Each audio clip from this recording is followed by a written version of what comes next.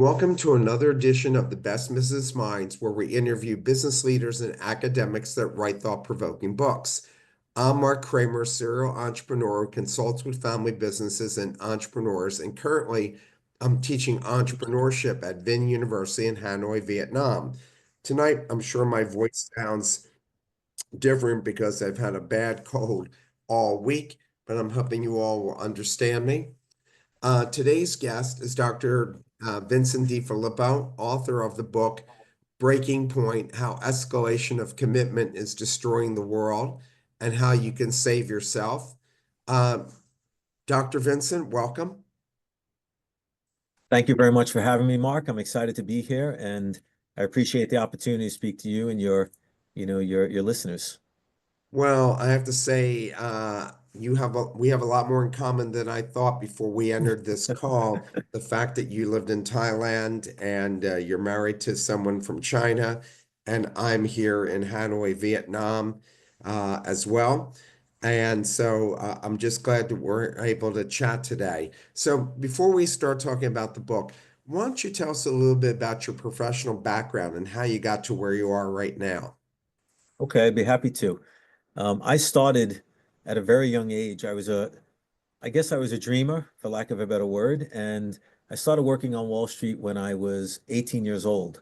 I actually dropped out of high school at the time, and I wanted to make $1 billion. I saw the movie Wall Street. I was inspired, and I saw some of my neighbors driving fancy cars, and I looked at my mom and dad, who were wonderful parents, but um, they worked for companies, and my mother was a nurse, and my father worked for a local vendor, and they lived a normal middle class life, and I aspired to have more. So I started working on Wall Street at a very young age, and I didn't have an education, but I had a lot of enthusiasm and a willingness to learn. And I was lucky to meet some very good mentors and people like you that were trying to help that next generation, show people what's been done in business, what went wrong, what went right, and maybe some of the new ways of thinking and making decisions to kind of help them navigate this very complex, entrepreneurial type of journey. Started on Wall Street, and I was fortunate that, because I had always had a great work ethic, it enabled me to move up the ladder, even though I lacked, that educational foundation, which later on, I corrected by going back to school. And to make the long story short, um, I've always been an entrepreneurial type of person. Even when I was 13 years old, I used to sell newspapers on the Verrazano Bridge for 10 cents. And I would take that money and I would invest in collectible baseball cards and comic books. And when I got into the stock market, I was at the point in the 90s when the internet was this new theme that was popping up everywhere. And, the World Wide Web was quite exciting. And companies like America Online and Yahoo and Amazon and Microsoft, they were at the beginning stages. So I was very fortunate to be there during this growth period of our world. Um, and now some of it's good and bad as far as the internet's concerned, but there's a lot of opportunity, and it taught me a lesson, to really watch these themes that are shaping our world. And over time, it's kind of formulated my investment thesis and how I invest as an investor. But I ended up in the Asia Pacific back in 2008. I was given an opportunity to go to China, and I had never been outside of the United States at that point. So I was quite excited. I took a plane to Shanghai during the Chinese New Year, and I remember at midnight during the Chinese New Year, fireworks lit up the whole city, 360, and it was such an exciting moment. And luckily for me, my company went out of business while I was in China and I had to find a job. Okay. So I started searching for jobs while I was there, and I was fortunate to meet a UK-based company that were looking for English-speaking, foreign nationals to speak to other foreign nationals that were residing in Shanghai, Beijing, the major cities throughout the Asia Pacific. And they were doing portfolio management and stock market related finance stuff, which was part of my background. And that kind of grounded me. And eventually, I moved into starting my own private equity fund in 2013. And I started it out of Singapore first, and then I started expanding Bangkok, Hong Kong, Shanghai, Beijing, Tokyo, and then Seoul. And I had about 100 employees, 100 independent representatives that worked with me. And our primary focus was working with large shareholders of publicly traded companies throughout the region, all the different stock exchanges, really assessing what their goals were, what they were trying to accomplish with their businesses and their personal life, and providing solutions for their financing needs, both on the business and also on the personal side. And it just expanded. It grew to the point where I was able to raise $6 billion for large shareholders in public companies throughout the Asia Pacific region, all between 2013 and 2020. And, we made a lot of great contacts. We met a lot of entrepreneurs. For my personal career, it was great because I got to ask them questions, how they made their wealth, what challenges they faced during their entrepreneurial journey, what lessons they've learned. And they were very willing, to just give me good feedback and, kind of help me with my knowledge level. And during that time, I went back to school. I received a degree in accounting. Then I received an MBA out of Manchester University. I was quite mobile at the time, so it was easy to work and go to school. And then I received a master's degree in entrepreneurship and innovation out of HEC Paris. They have an executive program that enabled me to take that course. And then I finally, through Hong Kong Polytechnic University in Hong Kong, I received my doctorate in business administration with an emphasis on behavioral finance, leadership, and decision making. And that's what I made my dissertation. My final thesis was on that particular topic, which correlates to my book, my first book. That's quite a journey, and I'm interested to know more about your PhD. It's a doctorate in business administration with a focus in an area. Yeah, I had a choice for the PhD or the doctrine, the DBA they call it. Yeah. I chose the DBA because there wasn't much difference, but the PhD was more academic, research oriented. The doctrine, the DBA, was more, applicable, type of here's a theory, here's how it applies to your business, here's how it could be relevant to you. And I thought that would be more relevant to my business life. Did it take you 3 years to get that, or did they give you credit for the work No, you've three already done? years. It took me 3 years, and it was quite grueling giving the final thesis because you have five people sitting in front of you. They're maybe 4 feet away from you, and I was the only U.S. citizen in the class. Most were from China, Korea, Singapore, throughout the Asia Pacific. Um, and they asked a lot of tough questions, and I was able to pass. And it was a grueling, sweating moment, but exciting moment at the same time.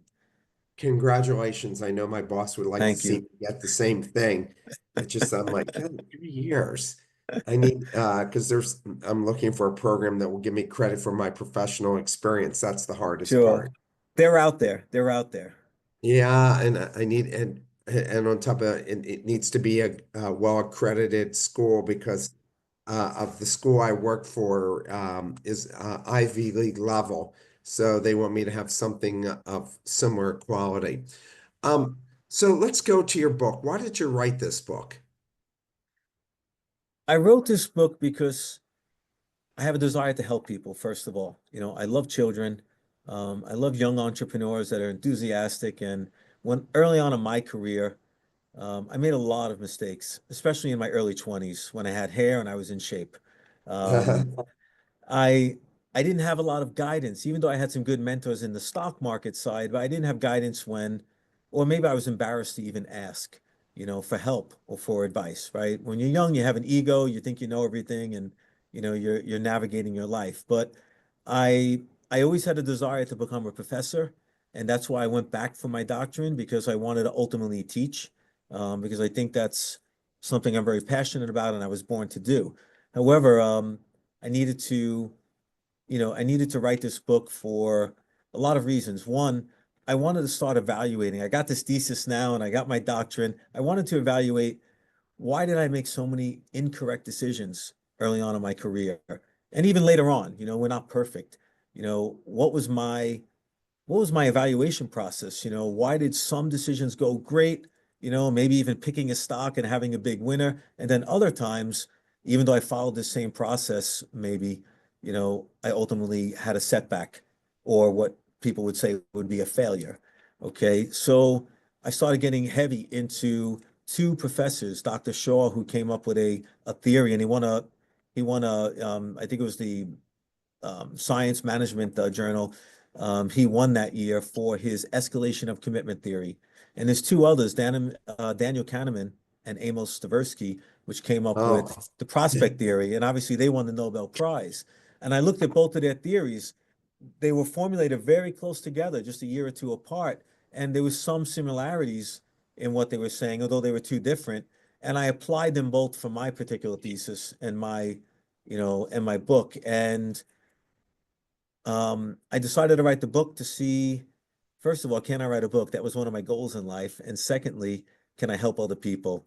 And eventually, I was a Wall Street Journal bestseller for 1 week. I was number two on the list for 1 week. So some people liked the book. But I just wanted to evaluate in kind of layman's terms, instead of an academic paper, which a lot of people don't want to read, they're quite boring. I wanted to put it in layman's terms, get it out there, and explore, you know, out of a business concept, does this apply to relationships? Does it apply to stock investing, real estate, all aspects of our life? And I was able to, I really believe it does, at least these theories that we may talk about today. yeah, no, I really enjoyed the book and I thought it was quite well done. Let's start off with chapter one. What strategies do you suggest for individuals to reassess their commitments in light of changing circumstances or evolving values, especially in high pressure environments like corporate leadership or private equity that you were in? So that's a great question, because, early on in my career, I didn't have any strategies. I just kind of went with instinct, right? My gut instinct. And a lot of the times, that might not have been the best, process. But I think, first you have to have clearly defined goals in anything. And those clearly defined goals, you have to have periodic reflection. You really have to self-assess. You have to evaluate, is the current information, the current data, the current environment that we're in, does it still align with the particular goals that we wanted to, accomplish or achieve, right? And if the environment has changed, you really have to have the ability to adapt. But how do you adapt if you're the smartest person in a room, or if you think you know everything? So what I like to do is get feedback, and particularly, sometimes outside feedback, but really the team that's working with me, I value their opinions and I always value, their input. And I want them to tell me, okay, that, you might be wrong. Um, you know, and I want them to challenge me, because that makes me a better leader, a better decision maker. It helps the overall company, right? Because different feedback, different eyeballs looking at a situation, is a positive process. So really honest feedback. So I always tell my staff or my colleagues that are working with me, you know, do not be afraid to voice your opinion. There are no stupid opinions. There's no stupid questions, right? And then separate of the feedback, I always want to look at, decision frameworks like SWOT or decision tree, or, things that kind of make that path a little bit more clearer to me. And, my particular way of kind of calming myself in these high pressure environments, like sales or private equity or the stock market, which could be, high pressure sometimes. I like to really have mindfulness practices. I like to do meditation, self-reflection. I do self-realization or visualization with my team every morning before we start our day. We start envisioning the people we want to be, that person we'd like to become, what steps and goals we have to achieve in order to get there. So, there's a combination, right? It's not just one thing, that kind of helps the situation. It's a combination of that periodic reflection, getting positive, honest feedback, from people that you respect, admire, or, you value their opinion. keep on using the tools like a SWOT or a decision tree or other type of scenario, type of planning things to evaluate your goals, where you are, the gaps that you may need to fill, and then just being mindful, being aware of, who you are, what you're trying to achieve, what you're trying to become as a person or with your business. Um, and not being so hard on yourself, but still holding yourself accountable, if that makes sense. No, I tell my students that every day because they're super A achievers, and I tell them don't stress about so much. A lot of it is just showing up because so much is out of your control. Showing up, that's a great word. And I preach that all the time. You have to show up, and showing up in different levels, right? Make it to the office on time, make sure you're doing your job, dress appropriately for the particular, field you may be in. Making sure you're working on your knowledge every day, reading, especially if you're in, like I invest in energy, oil and gas. So I have to stay aware of what's going on in the global environment because, our global environment affects it on a day-to-day basis, geopolitical events, trade imbalances and things. So you have to show up in many ways, and it's critical, to show up on a day-to-day basis. You said that you like your employees to challenge you and that you're not looking for yes people. But Definitely not. you lived a long time in Asia, and that's a different way of operating because they don't necessarily like people to challenge them. And a lot of leaders are very much micromanagers here, which you probably, what did you I learn about? experienced that. I did Yeah, experience that. That's a great point, Mark. yeah. Because when I had my office in Shanghai, okay, I had wonderful people, highly educated. They spoke multiple languages, real great, great co colleagues to work with. And I never called them employees or colleagues. I would just call them my partners because we're all working for the same cause. But um, it was challenging to get opinions. Okay. And in Singapore, it was interesting because they would give me opinions, but I would ask them, for example, silly example, is the sky, blue today? And they would say, well, I actually, is the sky gray? They would say, well, it's a little blue, it's a little gray, it's somewhere in between. They never gave me a clear answer. And if I go back to my Vincent, the Italian from New York, right? I always want direct and I want quick answers. But in China, I saw that there was more hesitance to give me opinion. They didn't want to lose face or they didn't want to, be embarrassed. They didn't want to be wrong in front of their boss, which they thought I was. So it took a while to get them to loosen up. And I would do exercises to kind of let's loosen up, let's make it fun. We would play video games in the office sometimes to show them that you could have fun in your work. You don't have to be so stiff. And then eventually, I would challenge them to give me ideas. It was a mandatory thing once a week, right? Give me an idea. If you were the boss, what would you do? I would put them in my role and try to give them increasing responsibilities. And over time, it shifted where maybe they were giving me too many opinions, right? But it eventually, if you put the effort in, it's always what you give is what you get in life, right? So it takes time, but you have to put yourself in other people's shoes and you have to let them be in your shoes. And I think you can grow that. In chapter two, how can individuals effectively balance their instinctual decision making with rational analysis in high stakes situations, especially when external opinions may sway their choices?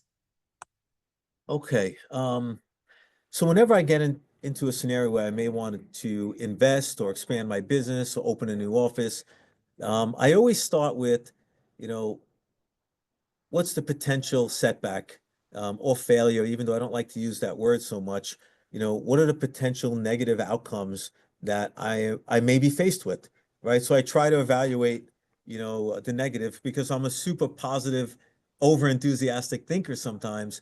I always want to start with um, that potential setback first because I already know my positive thoughts, going into it. But I really have to try to train myself and train the people that I'm working with, my managers, you know, um, my staff, let's say, to have kind of a due process type of thinking where, sometimes you have to rely on your instinct. right, Mark? Like you have a wealth of experience, and you've seen many businesses, and you've trained many people, right? So you have a gut instinct sometimes, on certain things that you might have domain expertise in. However, you have to balance that with deliberate analysis, critical thinking, right? And I see a lot of people today relying so heavily on data, right? And so heavily on, you know, input, feedback, right? From algorithms or whatever things that we do to accumulate our information. Um, but they're not balancing. Sometimes you got to go with your gut. And then lastly, you know, I try to seek input all the time from unbiased people, unbiased third parties, people that maybe that don't have an agenda, in the game or in the decision. And I like to just toss ideas, kind of like a springboard, and try to get that consultation. Sometimes it's through professionals that I work with, like an attorney or an accountant or, someone that I respect in their profession. And sometimes it might even just be my wife, my family, some of my very close friends that I feel comfortable talking to. But really, that dual process, gut instinct versus deliberate analysis, um, really trying to consider the negative outcomes and trying to prepare, right? And having your preparation, like this could happen. Here's my remedy and solution. Here's what I'll do, and kind of have that decision tree, put in place, and then always getting positive, some type of honest feedback, I should say. What practical strategies can individuals and organizations implement to recognize and mitigate escalation of commitment in their decision-making process, particularly in a high-pressure situation? Um, there's a lot of things we can do, but I know we're pressed for time. So, decision breakpoints, I always like to have like predefined milestones. Okay, especially when I'm doing a project, like I develop real estate. So, we use Gantt charts and we use like a critical path, but we have milestones that we have to achieve. Okay, and we want to review those milestones to make sure, are we on schedule? Are we on time? Are we on budget or over budget? Okay, and what are the remedies for those things, right? So those milestones are pretty critical, but continually reviewing those milestones and how they align with our initial goals and objectives, are important. And then, we always have to look at our cost benefit, our cost benefit analysis, of course, regularly updating it, reassessing it, make sure it's aligning with our commitments. And, also, I like to reward team members. You know, I like to incentivize truth telling. I know that might sound strange, but if an employee has concerns about a project or a decision, if they're worried, I want them to come to me immediately because maybe I am not seeing something. Okay, or maybe it's my own ego or my emotions that are not allowing me to see new data or changing environments. But someone else who maybe doesn't have such a heavy workload or lots of, decisions on a daily basis, they're seeing something. And so I reward, right? I always tell people if you're concerned or if you're worried that we may fail or something goes wrong, come to me immediately and I try to reward them. Maybe I'll pay for their lunch, I'll take them to dinner, or if they've saved the company a lot of money, maybe they're getting a bonus. And that kind of motivates people to not be fearful, to express their opinions. And then we create a great working environment that way. But that's very Western thinking. I Maybe, mean, yeah. But a I lot of mean, my I don't think philosophies come from I, the Asia Pacific, believe it or not. what's that? I said a lot of my philosophies they come from the Asia Pacific region, meeting these billionaires, these people that have failed and made it back, the great entrepreneurs that, we probably read about and see on TV. Um, you know, this is what they've learned over time, right? And I've learned over time too, because in the beginning of my career, I wasn't this guy. I was a guy that thought he knew it all. And I failed in life, right? I'm not perfect. I've lost lots of money on projects, and especially during the internet bubble and during the mortgage crisis, because I didn't have the same level of thinking that I do now. And maybe that comes with experience, but I try to I try to combine the Western philosophies with the Eastern philosophies and, even, Middle East and, European and other cultures because I lived in 11 different countries. I've lived in 16 different cities. And in each of those places, I've met wonderful cultures, people from different spiritual walks of life, different political backgrounds, different ventures and failures and successes. And I've been fortunate, to pick their brain, get to know them, eat in their homes, have them eat in my home. And it's just it's always a combination of all these learnings and experiences that we try to apply to make the best decisions. And sometimes we're wrong, but hopefully most of the times we're right. Well, what's the biggest failure you've had, and what did you learn from it professionally? Oof, the biggest failure. Well, my ex-girlfriend would say losing her, right, is the biggest Uh, failure, but my current wife might disagree. So the thing is, in my career, um, early on, I was in my 20s, my mid 20s, maybe 26, 27. I was able to have an opportunity to work in an investment banking division of the financial firm I was at. And we raised money for a company that had a new technology. They had payment processing. I'm talking about over 20 years ago, okay? Payment processing, and they were going to bring these terminals to like supermarkets, and it was a great story and a lot of excitement. And I raised them capital. I worked for them for 1 year, and I amassed equity in the company. I had stock, and that company eventually was a public company, and that stock went from 10 cents where I started working with it to $27. And I'm sitting on 27, $30 million in value at 26 years old. It's life altering. And I can't tell you how my ego and my emotions were of through the course. roof. Okay. And I didn't know how to handle that type of level of success so early on in my career, because I was quite excited and I thought that I was the one that brought that success. Eventually, the company made poor decisions and the company went down. Okay. They issued some press releases that were not were not compliant with the current regulations of the time. They committed some financial improprieties, and basically the stock went from $27 to 6 cents. Why didn't I sell? Well, at that time there was different rules, and you were restricted to sell for 1 year. And based Yes. on the time my stock was issued, I still had 2 months to go. So I eventually sold the stock at 6 cents, and I made $60,000. And that, it was a paper loss, right? It wasn't an invest, but that that decline really affected me.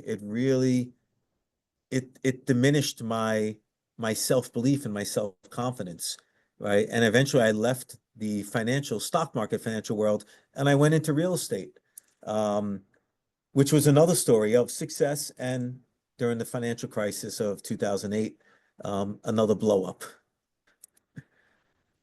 What specific strategies can individuals and organizations use to recognize and mitigate the effects of self-justification in their decision-making process, particularly in high-stakes situations where failure is not an option, which I imagine happened in 2008 with your own real estate portfolio?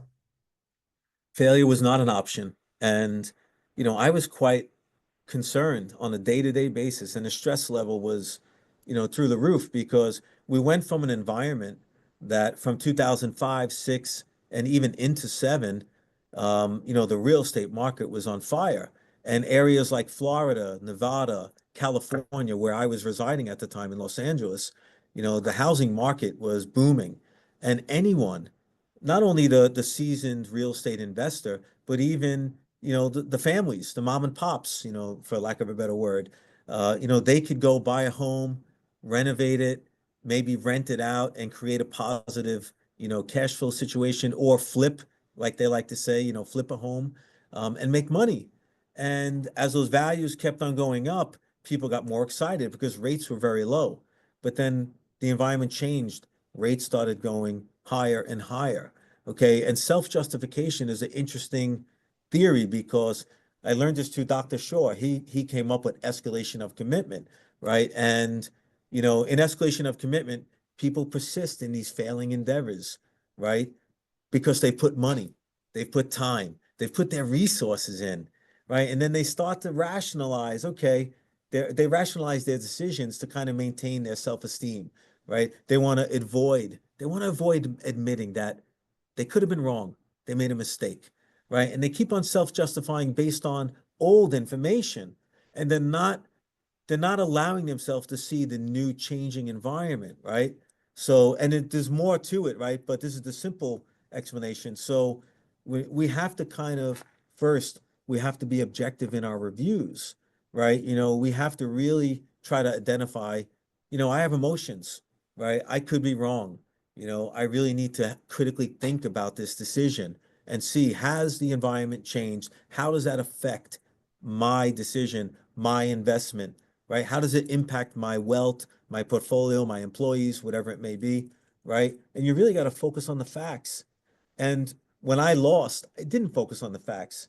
During the mortgage industry, I had 120 lenders, okay, that I was getting loans for people. Sometimes I was investing my own money. I was in several properties at the time, flipping them, renting them out. And I failed to see the facts that rates were going up. Home values were kind of stabilizing. They were coming down in some areas. Okay. The rating agencies were changing their ratings on these collateralized mortgage obligations, and the banks weren't lending so easily. The amount of restrictions were increasing, all the conditions to get a loan were even increasing, and they're making it harder to borrow money, right? So, I wasn't really seeing the facts, right? And then I got defensive, saying, well, the real estate market, this is just part of the cycle. We're going to keep on going. Look at the history of real estate. It always goes up. I was incorrect. I was getting emotional and allowing my emotions to drive my decisions, right? I didn't keep a decision journal, okay, which kind of tracked what I was doing and watching the environment, right? So these things, if I could try to get more input, I could try to look at the real facts, try not to be defensive, maybe keep a decision journal, to reflect on later, okay? Like we did as a diary when we were kids, maybe these things can help us with that self-justification. But first step is being aware that, you know, these cognitive biases could affect me and affect my decision making. How can individuals and organizations apply principles of prospect theory? You have to explain what that is, to improve their decision-making processes, particularly in high-pressure situations where the fear of losses may lead to suboptimal choices. And again, that probably happened a lot to you, both when you were in the stock market and the Yes. real estate deals you were doing. Absolutely. And it happened to a lot of entrepreneurs that I met during my journey the last 20, 30 years in the finance world. Prospect theory is a great theory. Okay. And that's Daniel Kahneman and Amos Tversky. They won the Nobel Prize for this prospect theory. And really they have two aspects, the main aspects, which is loss aversion and framing. Okay. So loss aversion is very simple, right? It's the tendency to fear losses, right? More than valuing the equivalent gains. Okay. Why is that important? Because it leads to risk averse, or risk seeking type of behaviors, right? And it depends on the context. And that's where framing comes in. When things are framed in a positive way, right, we behave a certain way. When things are framed in a negative way, we react a certain way, right? But those negative frames, they trigger loss aversion, right? They make individuals more likely to take risk and to avoid the loss. And I'll give you an example in a second. And the positive frame, that makes individuals more likely to opt for certainty. So there's an example in the book, okay, and Kahneman Tversky used a similar example, right? Let's look at during the pandemic. People were quite nervous, right? And they didn't know if this was and it did kill a lot of people, right, throughout the world, right? A lot of people were affected, young and old, right? So people were quite concerned. But let's just take a medical treatment under this context, um, and look at framing. If you choose treatment A, right? Here's the example. If you choose treatment A, and 200 of 600 people, potential 600 people, okay, will be saved, right? So that's treatment A. Choose treatment A, 200 out of 600 people will be saved. But if you choose treatment B, there's a 33% chance 600 people will be saved and a 67% chance no one will be saved. So that's the negative frame, okay? And the way that you look at, they're both the same, right? If you look at the percentage of people that will live, they're both the same. But based on the way things are framed, right, it affects our decision-making rationale. The easier example might be in the stock market. You have $1 stock and you buy it. Now the stock goes down to 50 cents. What happens to us? We don't want to lose. We have loss aversion. Okay. So we become risk seekers and we buy more stock. We're taught in the investment world, average down, dollar cost averaging. We buy stock Right. at 50 cents thinking, okay, now we've averaged at 75 cents. The stock was $1. It's going to go back up there and I have a lower cost now. Well, the opposite happens when it goes up from $1 to $1.50. Okay. Stock goes to $1.50. Instead of us investing more in a winning stock, we actually become risk averse and we want certainty. We want that certain profit. Okay, so we have a positive frame, we have a win. We take our money off the table, and then the stock goes to 250. And it's like, man, I knew that was going to be a winner. So Kahneman and Tversky did this, amongst several hundred people. This was one of their simple studies, right? When they were evaluating this loss aversion. But loss aversion and how we perceive things to either be framed in a positive or negative way really affects our decision-making ability, right? And we have to understand that reframe the loss, okay? Don't view losses as just a negative thing. Look at it as an opportunity to learn, right? Look at it, in a different way, right? To get a clearer decision. Because sometimes stocks do rebound, right? Throughout the history of stocks, but not all do, right? So we have to really go back to the simple thing that I always like to bring up is goals. Values, goals, and clear outcomes are the critical thing in all of this, right? Do these things align with my goals and really my values as a person, as an individual, as an entrepreneur, as a leader, right? And what was that outcome that I was trying to achieve? Am I still on a path to get there, right? And then really to mitigate all this risk or not risk, risk diversification is a fundamental principle whenever you're investing in anything, stocks, real estates, a relationship, a house. You want to really avoid concentrating all your resources into a high stake venture. You want to really balance. If you look at hedge funds, most of them don't put more than 3, 4, 5% into one position, right? Some of them take more risk, of course, but for me in my portfolio, if I'm starting with 100% of my money, let's say, I'm taking small hits, 5%, 3%, 2%. I'm not putting 60, 70% of my money in one concentrated position because yes, I can have a great reward, but I may have a massive failure, which has happened to me, especially during the real estate market, right? And then I always want to use some quantitative tools, as far as to improve my decision making, definitely numerical analysis, all the different types of software programs that we can use to evaluate a particular investment, especially in the stock market. There's a wealth of information out there, sometimes too much. Okay, but um, it's an interesting theory, and it always goes to the self-assessment and going back to our goals, and just keep on reevaluating the new data that comes in. Sorry, I'm speaking too much. I had a lot of No, coffee this no, no, morning. no.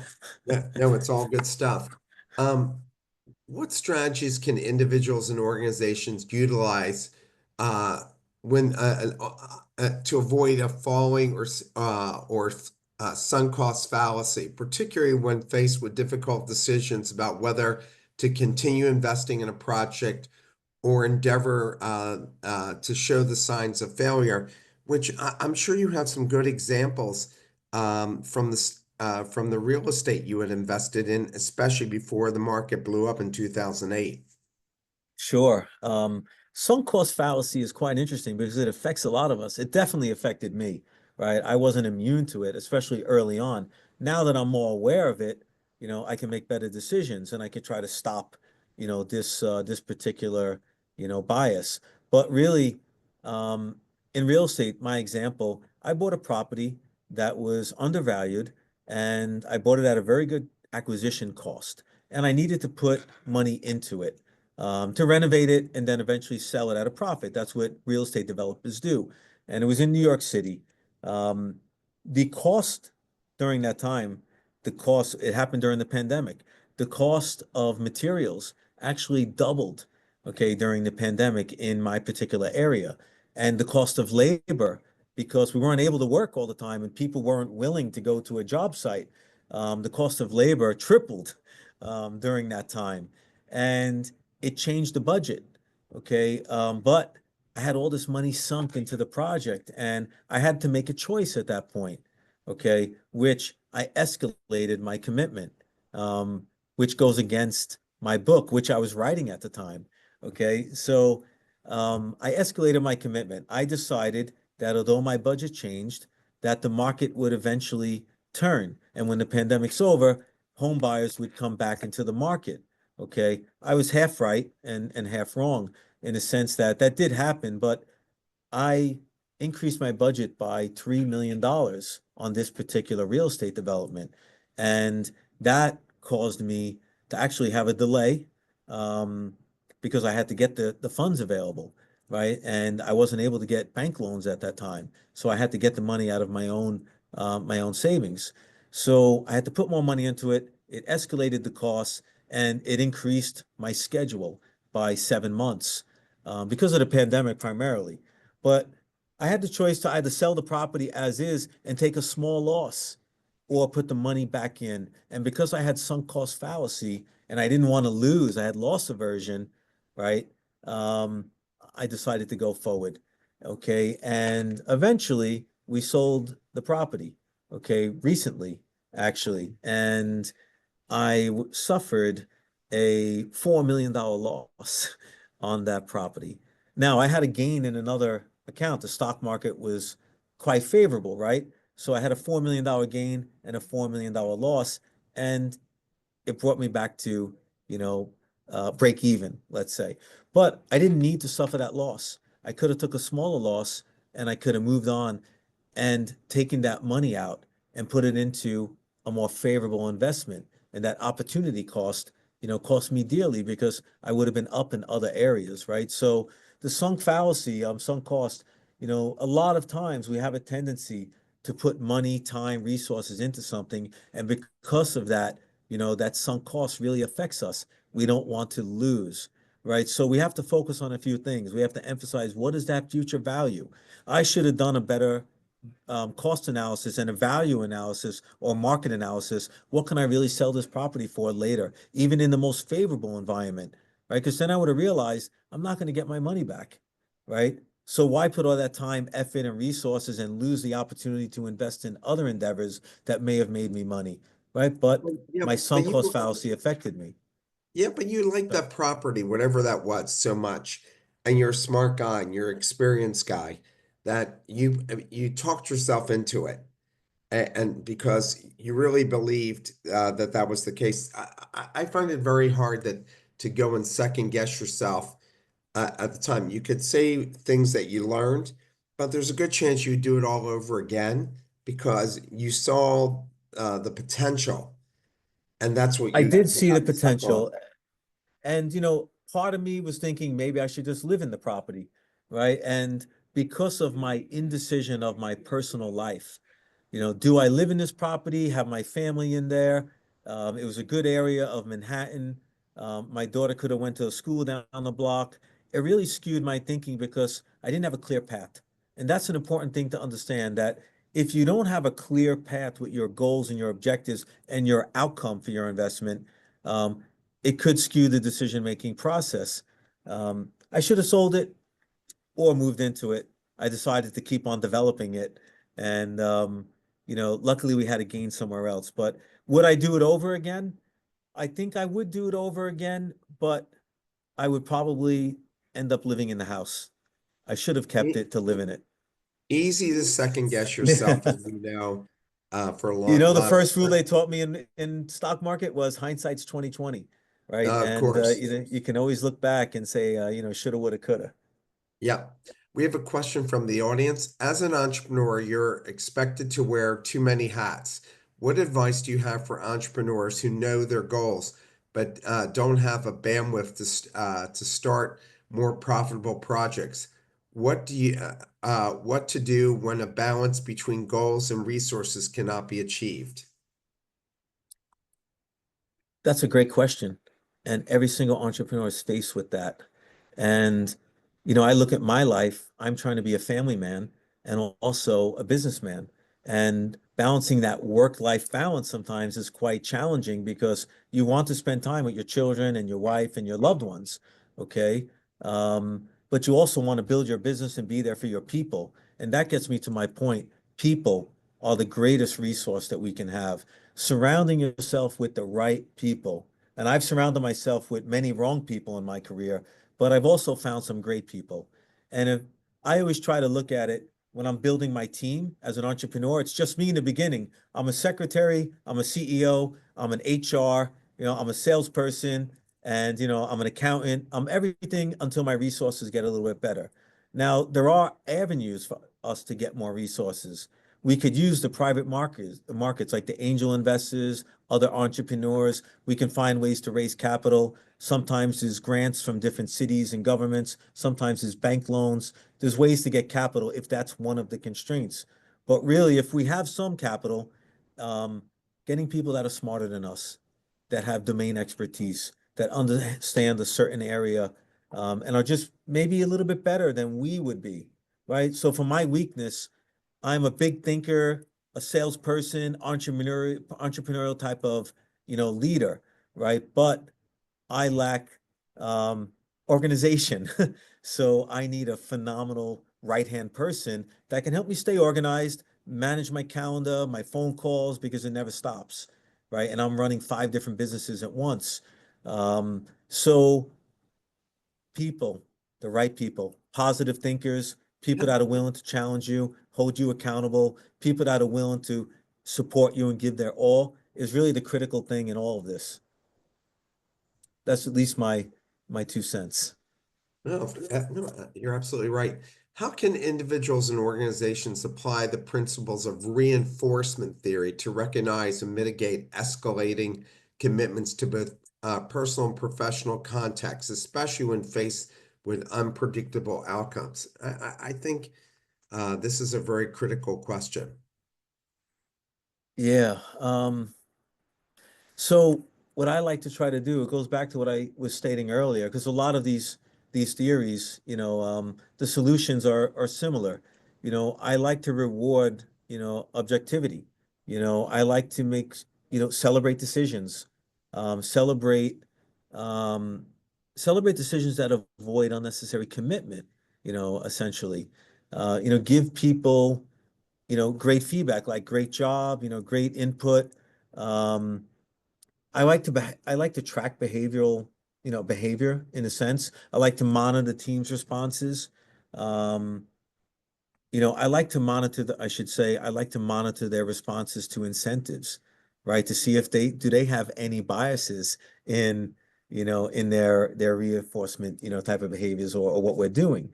Um, and I like to try to introduce varied rewards to avoid, reinforcing rigid commitments, to certain behaviors.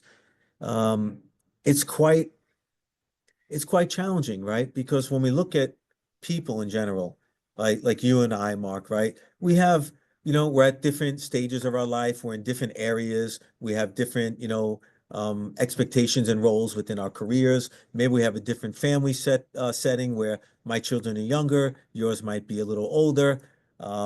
We have different goals even, where we want to live, what type of house we have, what type of car we want to drive, what colors we like, what foods we eat, you know. So everybody is different. And, based on that, you have to treat people, accordingly, right? You have different ways to motivate, you have different ways to reward, you have different ways to maybe, reprimand, when it comes up. You have different ways, to kind of, incentivize, even.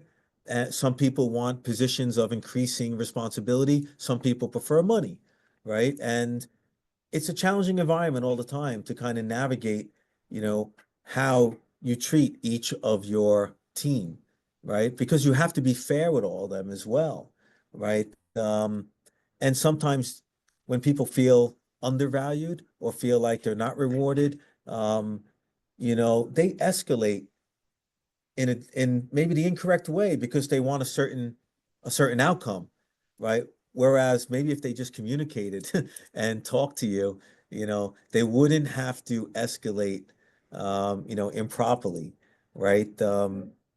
I hope I'm making sense to you on this because, Now, there's a lot of things we could say on it. but you have to build up the trust in the people to come and tell Yeah, you things, right? And building the trust, absolutely. you think that you're trustworthy, and they still have doubts about whether they can trust your word.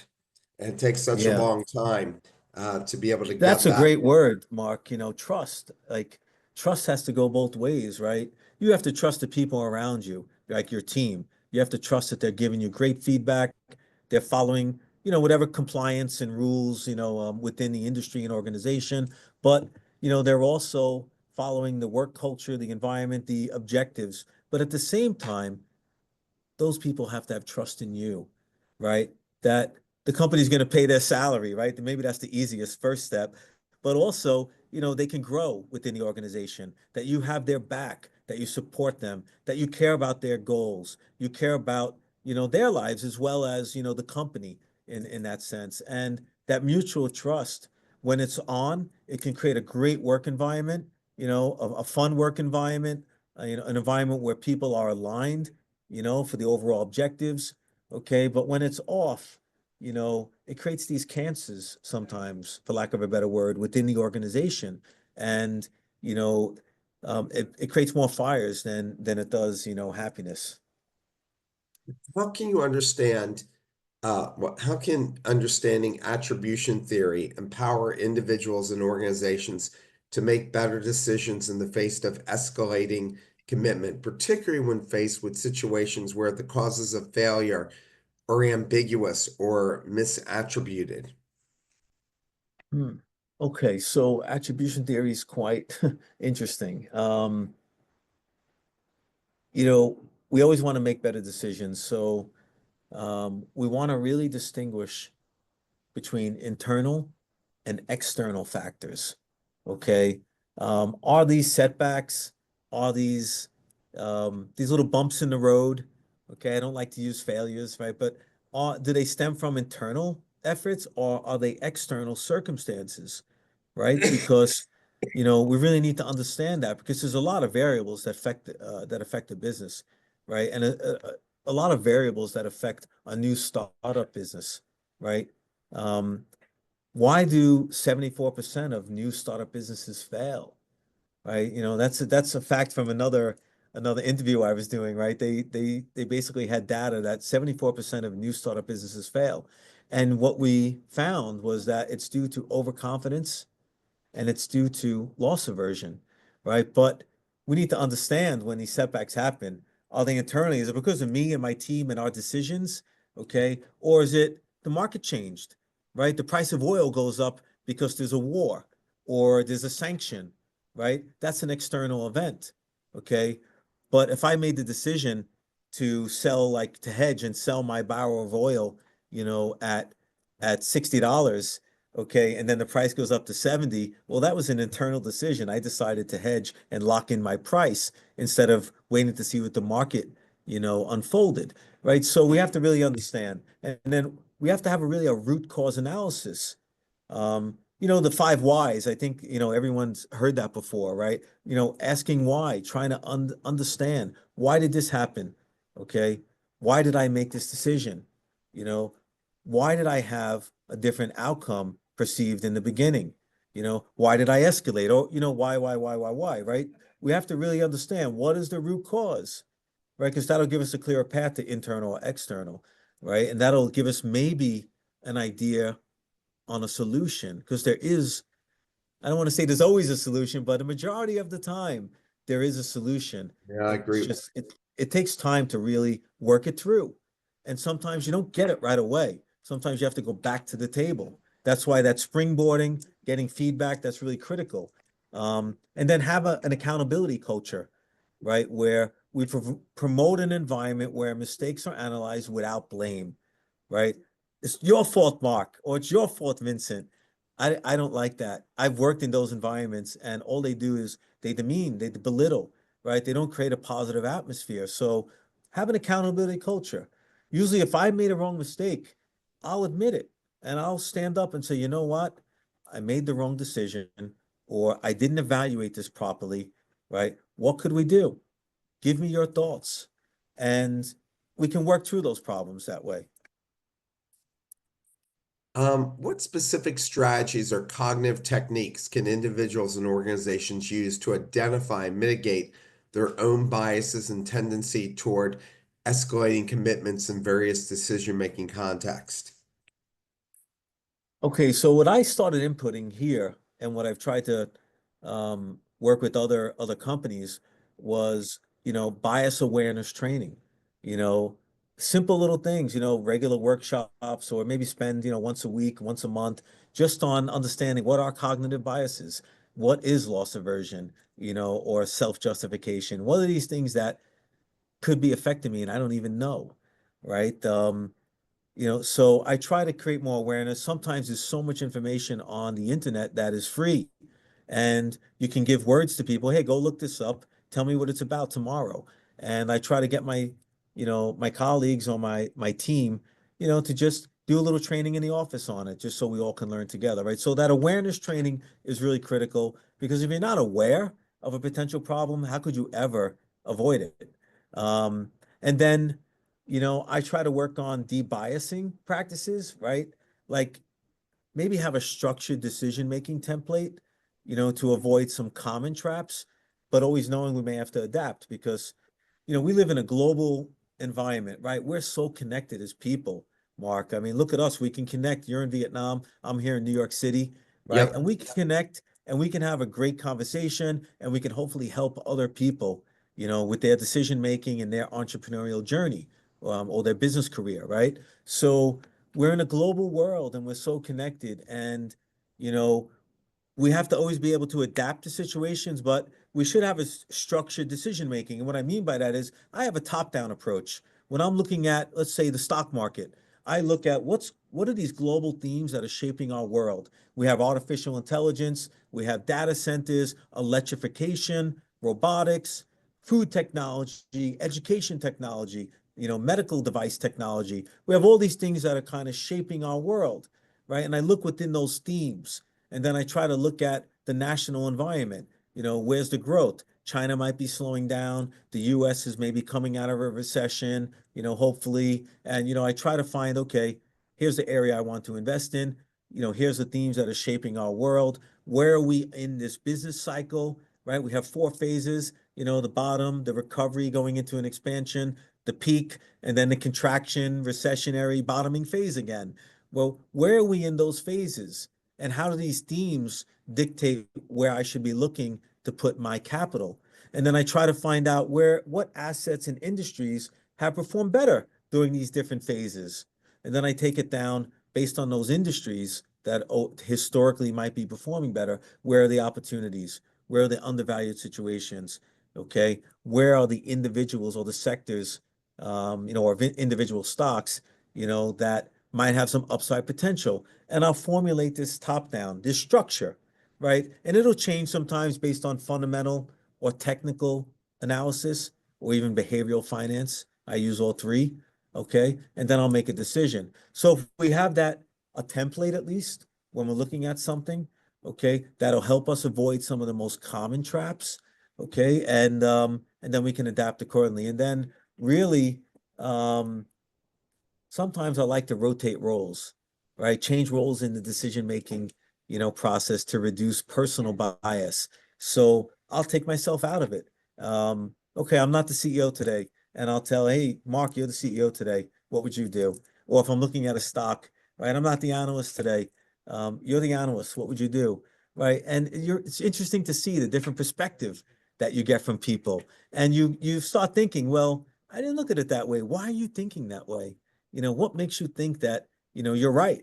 And, rotating those roles sometimes, just like they used to do back in the day, on the assembly line, right? They found that rotating, roles, Keeps helped people the fresh. employees.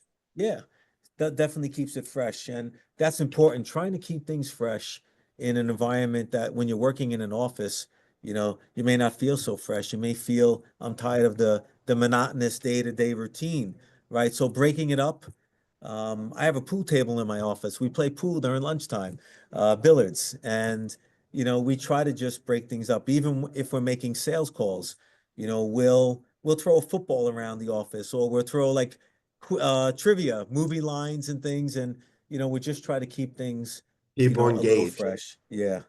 And it helps. You're not going to believe, but the hour is already up. It was so fast. And so I enjoyed hearing your stories. Everything is very relatable.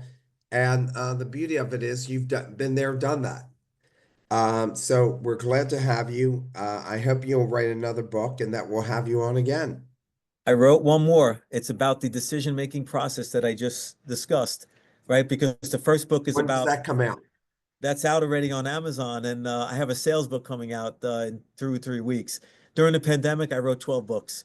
A lot of it is thriller, suspense, but I wrote a few business books. And Well, send you us know, more of your yeah, business books I'd so love to we come can have visit you you on again. sometime, and I'd love to come take you for a dinner and get to know you, and maybe even do a class with you one day. Oh, what? I'd be glad to have you here. So you come It'd to be an honor. Vietnam. I'm It would sure be your my family honor would to enjoy it, and it'll participate. bring your wife closer to her family here in China. Sure, sure. That would be great. Well, I want to wish all your listeners and your participants much success in your journey. Don't give up, keep on going, have a positive mind and work hard at your goals, and, you know, um, don't let those negative influences, take you off your path. That's for sure. But many blessings during the holiday season to everyone and all your families, and of course to you, Mark. And thank you very much for the opportunity to be here. It's a blessing to get to know you all, and I hope I can, hopefully create some positive influence today. We'll have to talk again soon. Everyone have a wonderful weekend. Take care. Thank you. Take care.